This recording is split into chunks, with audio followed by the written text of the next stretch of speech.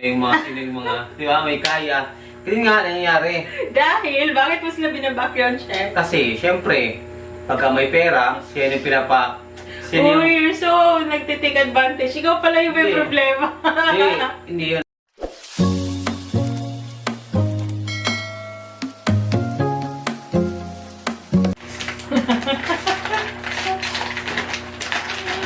Hi! Diyan na pala sila. So, we're live. Hindi pala live. We're on air. Hindi pala, we're on air. We're on record. Happy weekend! Another week has passed. Sobrang bilis lang talaga ng araw. Parang kailan lang. Nung nag-shoot kami ng first ever sit-down vlog namin. So, these are Second one. And then, right now, di ba? June na naman tayo for another topic. Like, ang sobrang bilis. Teka lang, naano ako sa... Nadidistract ako kasi sobrang gutom ko na. Siyempre, para sarap yung usapan, may food trip. Pulutan. Kain tayo guys while chika. Well, While chit-chat. I literally just got out from work. Ow! Kasi Sorry. I just got out from work. Kamusta?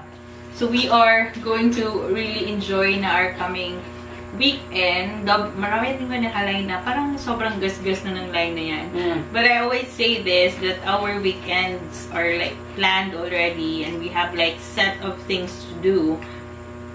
And then, parang sobrang kulang pa lang. Kulang pa. Yung Saturday and Sunday. For the side hustles. Even for... Kaya sinisingit talaga namin yung mga time na nag-recreate... ano yan? Hindi. Recreational activities.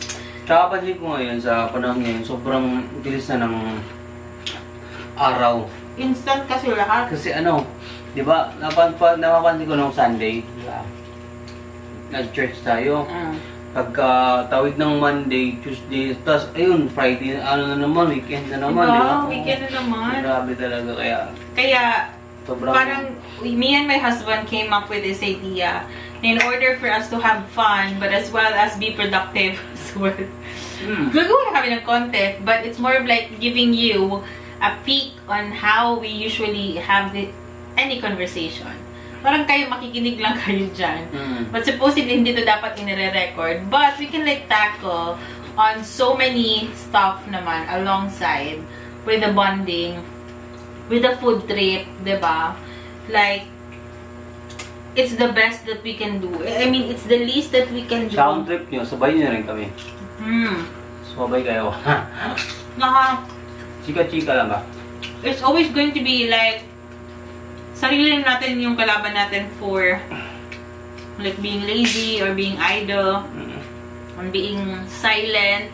But if we really push ourselves to really just like walk an extra mile each and every single time na may gusto tayong gawin sa buhay natin, you'll be surprised at how much a person can really reach. Hindi naman sinasabing successful talaga dapat yung endpoint, but more of like just pero importante dyan, doing things. Gumalaw ka eh. Yeah, doing new things, starting new things, and like experiencing a lot of new stuff.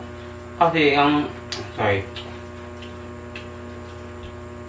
Kasi pagkakaiba dyan, gumalaw ko hindi, kung nag-fail man, at least ginalawan mo, di ba? Nalaman mo. I think yun din yung sinabi mo last time. Related nga doon. Di ba? So, parang yung whole week ko was more of like work. And after end of the work, nag-post ako. Kaya sobrang late na lang yung mga miss-fab posts ko. Because I always make sure na after na ng work, bahala na yung madaling araw siya. Importante, pagising ng mga tao, may makikita silang post. Diba? Brochure. Ganon.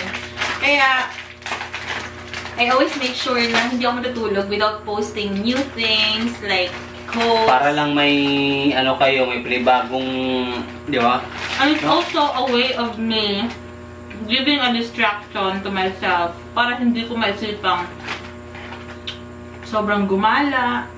Tsaka para sa kanila din yun, para may pagising nila, may, di ba? Uy, bago. So refreshing eh. Kasi hindi ka naman bumili, di ba? But it's more of like ano kasi siya sa mata, nakakaganda siya tingnan. Tsaka din, gasolina din kumbaga sa if ever gagalingin ko ngayong araw kasi may mga plano ako. Yes, and you have like, I want to purchase this bag, maybe another kind of bag na wala sa mga list ko or mga post ko, then that's really fine. Importante is like we reward ourselves and we buy the things that we do because saka ano din, pass the good vibes. yeah, because in the first place, that's the main reason why we work hard, because we need to like eat the foods that we want and buy the things that we want. And of course, that's net already after na ng lahat ng savings, investments, payables, etc. Lahat ng mga responsibilities natin na kailangan nating i-meet. Ayun, dun na papasok yung mga luxury, like yung mga other wants natin. So, anong topic natin ngayon? Topic ngayon. Haba ng introduction natin eh. Yeah. Ano ba? Napansin ko lang sa social media during the past week. It's Toxic always naman eh. yan, It's always naman eh. Like yung mga, may post na may dakilang manggagawa na, you know, I can't really say it na in a very blunt manner. Na parang, Gulong mo sa akin. Okay. yung may nadisgrasya dahil lang sa, di ba? I don't really know the case, so this is a disclaimer. I did not listen to any documentary about it, or even Tulfo. Di ba si Tulfo? Pinag-usapan niya ni Tulfo, but I didn't have the time. Hindi na ako nakinig eh. Oo, I didn't have the time. Because really, my heart was like so much breaking. Ano ba yun? May tamang term ba? My heart was really breaking when I saw the footage. Yung, di ba? I'm not really sure if you know what I mean. But basically, yung very, di ba, ang sad lang talaga nung nangyari ng ganun. And if we are to really just like look down or dig deeper on what happened, it was mainly a battle of two worlds between the fortunate people and the not so fortunate people. We're not just like talking about monetary ha. We're talking about certain life circumstances, diba? Yung mga standing natin sa society. Mga status. Yung mga status natin. Because you know, our lives are really like the domino effect and the result of our number one of our decisions in life when we were young. Our actions. Number two, our circumstances or like the circle that we are in, like our family. If we came from people who are really like needing our help financially, of course, may impact talaga yan. Tsaka hindi ka pwedeng hindi ka ma-affected. Paano yung approach mo sa, paano yung approach mo sa buhay? Oo, yung pananaw mo sa buhay, kung paano ka pinalaki. And how you are really, what kind of knowledge do you really have, diba? As you go through with life. So, I was just like reflecting. Parang, gusto kong pag-usapan. Like, if you may notice in the titles, talking about, no, hindi ko pa nare-realize ko na yung title ko nito. But I want to talk about one obvious reason, or one obvious fact in the world nowadays. Why are there times when life is just being so unfair? No?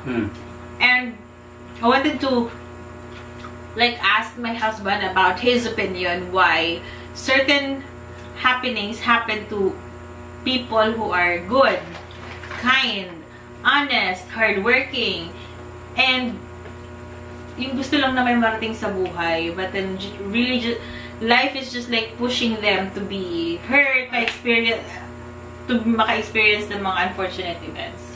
It's very heartbreaking. It's number one, it's very heartbreaking because no one deserves to be hurt. No one deserves to die. No one deserves to be injured or anything just because he's working or like ginagawa niya yung ano niya. But this is, hindi to specific dun sa sinasabi ko na situation kanina because number one, hindi ko rin alam yung situation talaga. But yan yung comment ko na napapansin. So we're gonna look back on how we were like when we were younger. So, okay. Gusto ko kasing kumain. So, si Kevin na naman yung pagkukwentuhin natin. Ano? How are you? Considering kasi my husband is an HRM graduate. Huwag mo na ipagsabi. Ha? Huwag mo na ipagsabi. I mean ba, let's understand ba, the background. So, since you were in that HRM course, there were really times where so I just would like to ask you, way back when you were still in college, considering that your course, your HRM course, was mainly all about food industry, tourism, hotel management, di ba ganun siya? So there's a high probability that you'll have classmates talaga na mga well-off, parents, meron yan. Meron na. Kaya nga sila nag-HRM kasi most probably meron na silang so most probably meron silang mga restaurants or businesses, food businesses, kaya they were encouraged by their parents na kumuha ng HRM na course so that they can follow the footsteps of their parents. Antok na po kami, guys. Antok na, sorry. Meron ka bang classmates na gano'n? Yan lang yung question ko. Meron. Pero... Then of course, may follow-up question ako after. Meron. Okay. And then, how was your dealings with them? Were you good friends? Or did you feel like there was really that kind of gap between you? Kasi we're not gonna talk about you, ha? Yung social standing mo. That's not going to be the topic today or our social standing way back then. I just want to understand if during that time, did you ever felt like yung mga well-off or yung mga gano'n na mga klase ng mga tao, they have this kind of circle na hindi pwedeng i-penetrate sila ng mga common people? Siyempre, pagka gano'n, nahilang ka, di ba? Di ba? Parang nahihiya kang tao dito. Kasi hindi nila alam yan eh. They are not even aware. Pero na nakaka-intimidate sila. Pero may mga gano'n naman na may mga ganun na essence naman, mga sila, kumbaga humble lang din sila, kumbaga gusto nila makisalamuha sa mga, di ba? Meron naman kasi, meron ako doon, di ba? Kilala mo, di ba? Siya, tawag dito kahit na galing sila sa, di ba? Kaya yung papa niya, maganda yung trabaho, tapos, di ba? Naman siya, tawag dito, hindi siya yung tipong tao na, uy, iba ako sa inyo, di ba? Hindi niya ipapa-feel sa'yo. Bago siya pa yung lumulapit, syempre, grasya na yun. Okay. Di ba? Pero hindi naman siya maabot sa point na parang nagpa-power tripping sila. Like, I have these influences, I have this power to really dito kayo sa palad ko, I can do anything I want from you, with you, kasi I have the money, and I have the social connections, para talagang sumama kayo sa akin. Hindi naman. Baga, syempre, maganda yung pakisama niya sa amin, tsaka kami, maganda din yung pakisama namin sa kanya. Baga, patas lang. Okay. Yes. That's nice to know. Kasi considering naman din sa amin, I'm an accountancy student, diba? I really don't have that chance really to know each and every one na nasa batch namin. Kasi we're more into studying, we're more into really knowing the accounting concepts, and meeting the scores needed for the exams. So, wala kaming time na bungee, di ba, tumambay, and then chika-chikahin mo yung mga tao. Critics. Meron naman, siguro sa iba, yung mga close talaga, but dami kasing babasahin, ang daming aaralin. So, hindi rin ako naka-experience ng ganon. But, with all due respect, ang dami ko rin naging friends na mga well-off from the provinces of Cebu, southern part, mga northern part. Province, no? Pero guys, if you are really to ask me, walang ka-air. Hindi mo sila malalaman. Saka mo na lang Paano yan? Children's Park.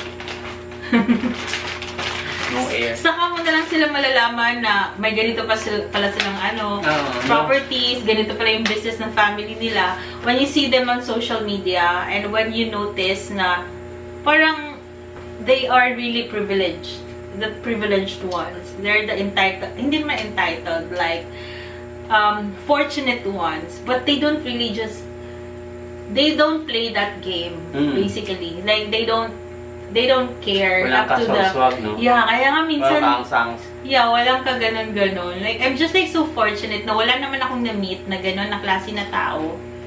And then, mafe-feel ko na I was like discriminated or like looked down because hindi kami magkapareho or like we have different classes. I'm not gonna disclose what kind of life I had way back then, but one thing's for sure, I was not born rich. And binibigyan lang ako ng of course, I have a fixed amount of allowance every single day. And then yun yung ini-stretch ko just to make ends meet. And para masustain ko yung basic needs ko for that day. How are you like during college days? Nung first year, second year, kasi more on cooking yun eh. Halos everyday cooking, so magastos yun. Yeah, cooking. Diba? Cooking, magastos yun. Tapos ingredients, kami, no? tapos kami, tawag dito, ginugroup kami. Magastos ang section. Groups kami, for example, hindi ko na matandang ilang kami section eh. Ilang kami lahat eh. For example, 25 kami na students sa isang classroom. Kumbaga, group kami into, 5, isang grupo. Dinivide kami. Tapos, kung sino yung grupo mo dun, yun yung grupo mo hanggang sa matapos yung SEM na. Baka ka-choose ka ba ng members? Or hindi. Ay, hindi, wait lang. Pre-assigned ng teachers? Or like, okay, you have to count 1, 2, 3, 4, 5. Hindi, pala yun. Parang ata yun eh. Group, parang... Or choose your partners, or choose your group, parang ganon. Parang may subject din na kumbaga, tinatawag randomly. Tapos meron ding, kanya-kanya na lang. Kasi pangit naman eh. Pangit naman kasi alam mo, kasi nangyari din yun eh, dati. Bina-background check ko na yung mga sino yung mga, di ba, may kaya. Kasi nga, nangyayari. Dahil, bakit mo sila bina-background check? Kasi, syempre, pagka may pera, siya yung you're so nagtitake advantage. Ikaw pala yung may problema. Hindi yun, kasi, di ba? Kasi siya, one time kasi, may kagrupo akong, ka-groupmates ko sa section na, may kaya siya, pero ahead na siya ahead na sa amin eh, di ba? Yeah, I know. May kaya siya. Tapos, kumbaga, siya rin business. Siya rin, di ba yun? Okay. Siya rin yung nagvo-volunteer. Okay, cooking. Ano pa cooking natin bukas? Balik kami ng taga-labor. Okay, so balik yung tinagaluto din, kumbaga. Tapos, okay, ganito yung natin, ganito yung mga kailangan natin bukas. Okay, so sino yung bibili ng mga ingredients? Sige, ako na. Tapos, pagka kinabukasan, bibili na. Siya, ibang ka-groupmate ko naman na magluluto. Pero ambagan kami sa task, kumbaga iba yung taga-chop, iba yung But you don't spend for the ingredients? Meron, pero iba yung... Minimal. Minimal, ngari. Tapos meron nagpe-pledge? Meron. Okay, I'll pay for kumbaga, sa 100%, 2,000. Sa 100%, 70 yung sa kanya, tapos yung 30% Tapos wala na siyang gagawin? Wala na. That's where the inequality diba? kicks in. Tapos, ang malapit kasi pala, ayaw niyang mag-labor. Pero fair din naman, kasi siya din naman kasi yung Okay. Tapos, ang malapit pa doon, pagkatapos doon, siyempre, naluto, for example, baking cake, or fried chicken, diba? Ang malapit doon, hindi siya kakain. Hindi ko baga kasi, di ba? May kaya may kasi pera. Experiment niya lang, di ba? Hindi siya branded. Baka din niya peg.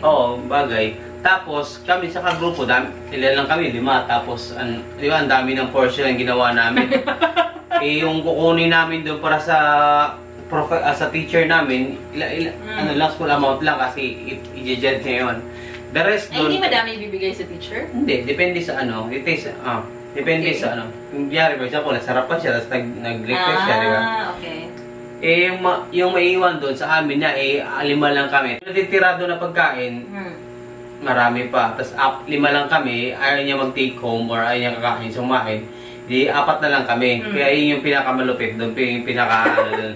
May kumbaga parang halos araw-araw ako noon, nag-ati ng birthday party kasi may bring home ako sa bahay. Sarap yan. Tsaka dami. Ang dami din.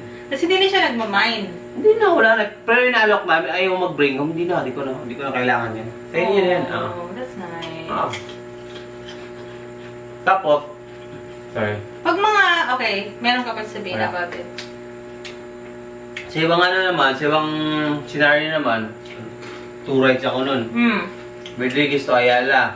Ayala to Banilad. 100 lang yung baon ko nun. Wow, social. Magkano ba sa akin? I think 120. Hinigitan ka. Malapit lang sa inyo, 100 lang kayo. Ako 2 rides ako din eh. Tapos, tawag dito, 2 rides ako, balikan 4 rides, and then 100 lang yung budget ko. Ano ako doon, before ako alis ng bahay, syempre kakain ako para di na ako kakain doon. Pero yung lunch, abot, doon na ako mag-lunch sa school. Tapos maghahanap ako ng mga yung tipid tips, diba? Budget. Budget meals. Hanap ako ng siomay yan, tapos siomay, 3 piraso, tapos puso or hanging rice, di ba? 5 piraso, sold ka na dun, tapos tubig na, 2 baso, excelibid naman tubig eh. Minsan, pagka may sobra sa may sobra sa kahapon na baon, madalang lang kasi. Minsan, pag may extra pera, kumakain ako sa karinderya mismo talaga yung nakaset na. Pero lang din, budget meal. Pero mahal yun eh. Usually nasa mga 50 pesos na yun. Pagka may extra money talaga. Tapos yung snacks mo? Yun nga, magtitira ako ng 20 pesos kasi tawag dito, pagka alas 3 ng hapon, di ba, magugutom ako eh. Oo naman. May class ka pa. Magugutom ako eh. Tapos, baba ako nung school, dun sa may Rose Pharmacy, pasok ako dun, hanap ako ng Magic Flakes. Pa lang yun, 400, 400. Yung isang piraso ng Magic Flakes, 4.75 or 4.50, hindi pa ako ng Dependent ng 5. Oo. Kaya ang technique ko dyan, yung 20 pesos ko, bibili ko ng sasagad ko yun. Okay. Sa apat or biscuit? Biscuit. Tapos, para variety yung flavor. Cheese. Cheese, chocolate, tapos, peanut butter. Talagang pagkatapos pag nabili ko na, kain ako, para nasa heaven ako. Sarap na, sa cloud9, sarap nung, tapos hanap lang ng fountain sa school. So, diba, gagano na sa ngipin. Diba? Yun yung real ko yun. Tapos, may pa ako, may 20 pesos pa ako tabi para pauwi. Yun. Pagkatapos ng klase diretso talaga ako kasi nahabol ko yung araw ko para makapaglaro pa ako ng basketball eh. Yun naman din talaga kasi I can feel and I can relate to that. Kasi given that limited yung budget, diba? May minsan lang na times before or may seldom times na binibigyan ako ng extra ng tita ko. Diba yung tita So pag binibigyan niya ako, meron akong extra to buy extra stuff. But if I don't have the money, well, I need to stake on what's on my wallet. And it means na I need to budget it for lunch. And then, ayun na, snacks. Considering na malapit kami sa Carbon, di ba? Maraming choices. And very cheap lang. Meron ngang, ano bang tawag doon sa Carbon is Freedom Park. Freedom Park. So, when you go in the Freedom Park, yung ulam doon ranges from, I think, 5 pesos to 10 pesos. And then, free sabaw. And then, ang sarap ng kanin. Kasi, di ba, oh my God, I miss it. Sobrang student-friendly talaga siya. Like, if you have, 20 pesos, sobrang dami mo ng, dyan na lang kayo magtatalo sa rice. But, if you have, budgeted lang yung money mo, you can ask for sabaw. Just para lang, di ba? Masarap. And then, meron din pancit canton, and then siomai, and then, of course, meron din saging. Liig ng manok. Fried egg. Liig ng manok. Usually, yung cheapest nun is, I think, 12 pesos. Hindi, 8 pesos meron 8 pesos. Tapos yung dun sa Carbon, may 8 pesos doon. Tapos yung parang thigh part, yun yung 12.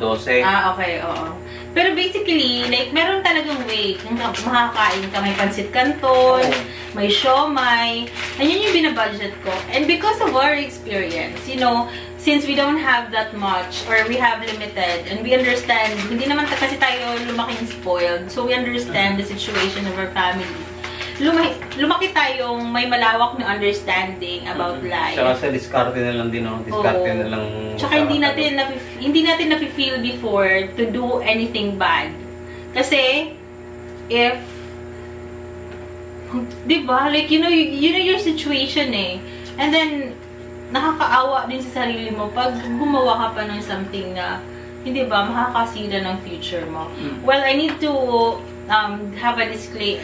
There's a caveat for that because lahat naman tayo may way to do things, diba?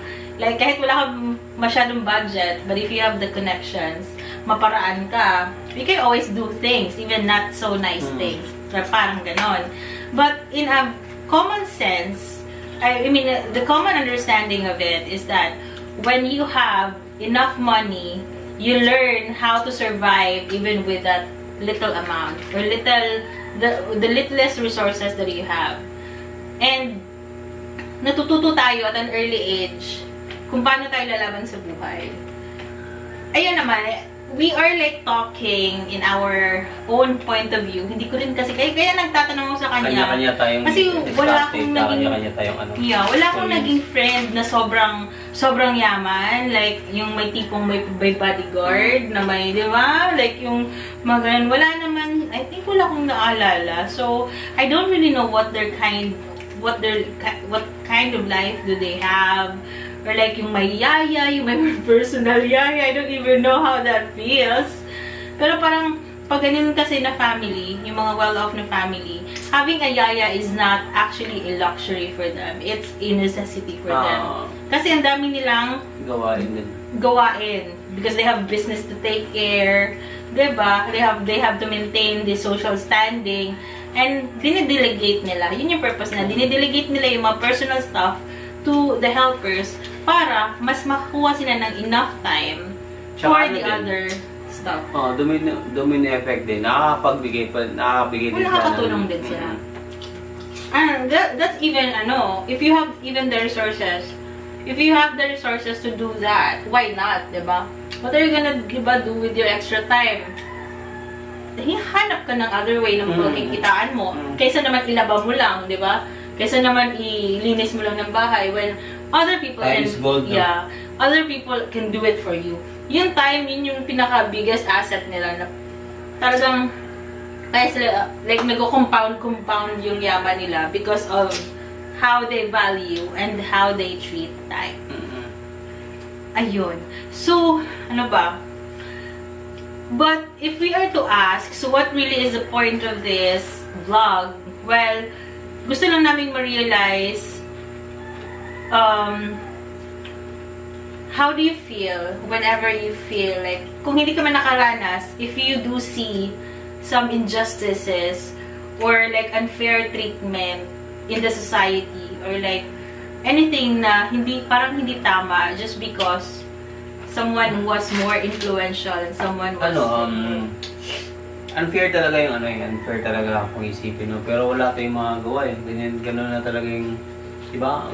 Kung kaya mo lang baguhin lahat, diba? What if you have the power to do that? Siyempre, in just one snap, diba? What if you're in the position? You're powerful. You have the resources. Siyempre, hindi ko gagawin yun. Kumbaga. Siyempre, you have to act like what kind of treatment would you give the person regardless of the status, the race, the gender, social dapat baga pantay-pantay lang, dapat ma-feel niya hindi walang mataas, walang baba, dapat pantay-pantay lang yung, pero kasi cliche siya, pero diba nangyayari talaga siya pagka ganun. And that's sad reality yung baga. And that's what's really very amazing with the world right now. Kasi we are really pushing, diba, diversity and inclusion, equality, being allies to the LGBTQ community. There's so many opportunities for us to really have this kind of fair treatment to everyone. Regardless kung sino ka pa, ano pa yung gusto mo, ano yung preference mo, ano yung choices mo. We are not supposed to have this ability or attitude to really judge them dahil dyan. And I don't really know kung hanggang saan yan. Saka It has been like an old practice na ever since. But until now, there are still many challenges faced by the people. Ako, I admit na, di ba, kahit nakakaano na rin, di ba, sa buong buhay ko, nakakaano, guilty din ako sa ganyan, di ba? Pero at least Bakit? na lang. Bakit? Hindi, I mean ba, di naman tayo perfecto, di ba? Oo. May mga bad thought din tayo. Naalala ko ba? When you were working in the restaurant before, parang early stage ng career mo, Bakit? sobra kang judgmental. Ganun ba? No. Judgmental talaga. Sobra kang judgmental sa physical attributes ng tao. Huwag mo na ako binubooking, ano? Natatawa lang ako kasi cliche, di ba? Sinasabi mo yon. But then I remember you have this story about me. Kaya nga binabawi ko eh. Kaya nga binawi ko sa huli na. Di naman tayo perfecto. Pero at least ay mahalaga doon. Na-realize ko kung, di ba, ano ba dapat? Ano ba dapat yung approach mo? Because guys, just for the record, like, di ba, since 2013 naging kami. And then, early stage ng career ko, gagraduate pa siya noon. And then, I really saw him entering the workforce and then really submerging himself into like working and then earning for himself. And then, lagi siyang may mga stories sa akin.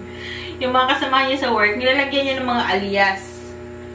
Be, si ganito. Sobrang laugh trip lang, na hindi naman alam ng tao, pero yun yung unconscious bias niya, na he always has this in mind, na tinatag niya to someone without the person knowing it. And then, lagi na namin yung napag-uusapan. Like, when there's a time, hindi naman sa pinagtatawanan namin, but yung observation namin, most especially, wala kami ibang mapag-uusapan, ganun. Nagmamarites. Nagdi-dinner kami, tapos, gusto ko lang makichismis sa mga kaganapan sa buhay niya. And then, right there and then, na re-realize ko na there really is a bias in every single situation in our life. No matter how much we stop ourselves in not doing it. Talaga? Example, in this vlog, bias ako sa kanya, binuking ko siya, mga ganun, diba? Like, I was judging you na by that. But since, mag-asawa naman tayo, so it was like... Pero tama ka dun. Diba? We always have that kind of, Yeah. So, if you were to ask me of that same question na tinanong ko sa iyo kanina, well, I'm really hopeful na sooner or later, the future state of the world would be anchored to really promoting equality.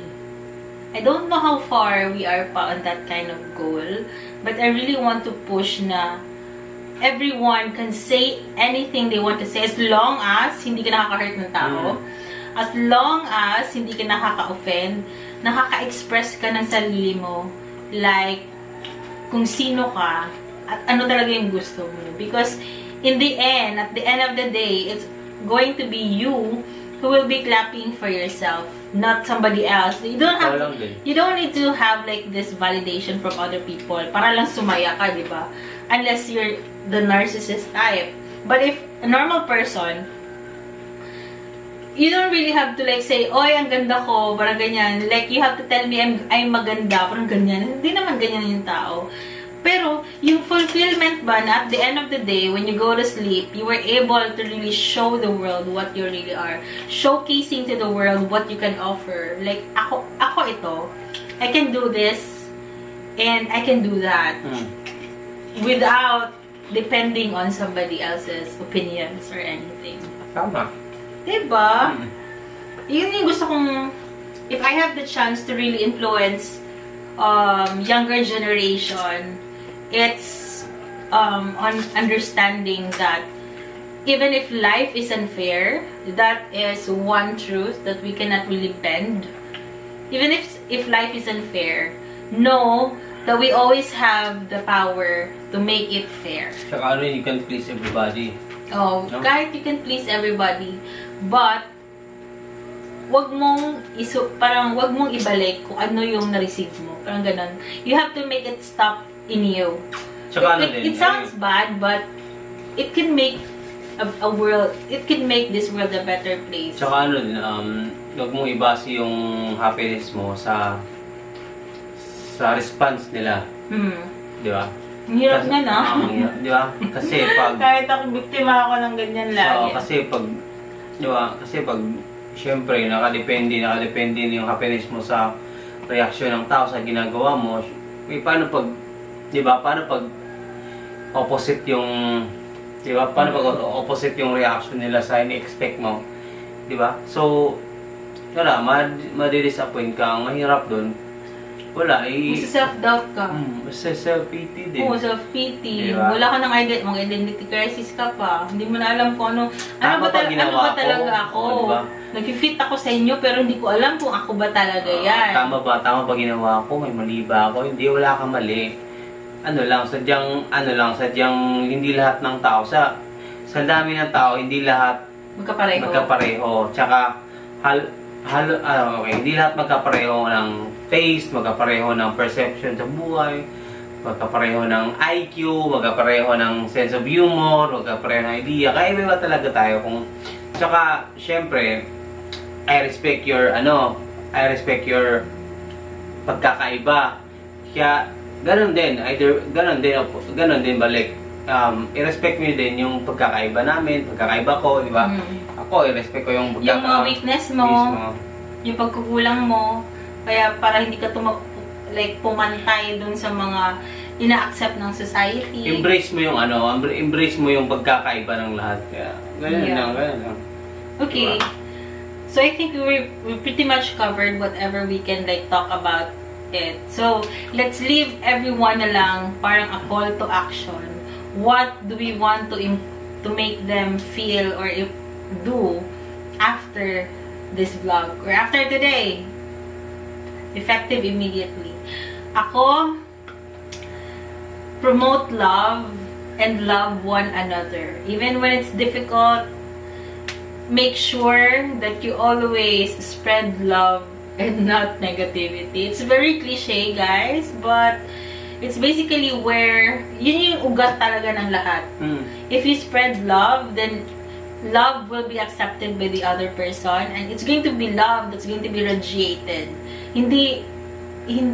Parang kulay siya, di ba? When you throw series of colors in the air, imposible talaga yan na magiging gray yan sila. Of course, different colors yung makikita mo.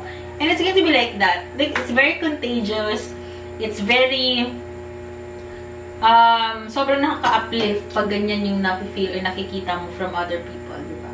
So, you always be positive and always be happy and always love one another. That's even in the Bible, di ba? Love one another. Love your neighbor. Love your parents. Love your neighbor as you love yourself. Pray your enemy. Pray for your enemies.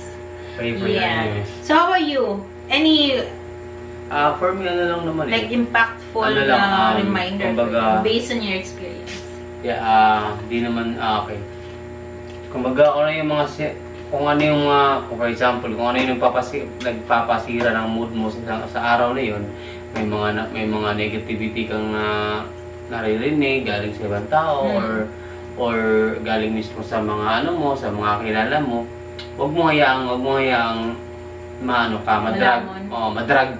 madrag ka sinabi nila. Embrace mo.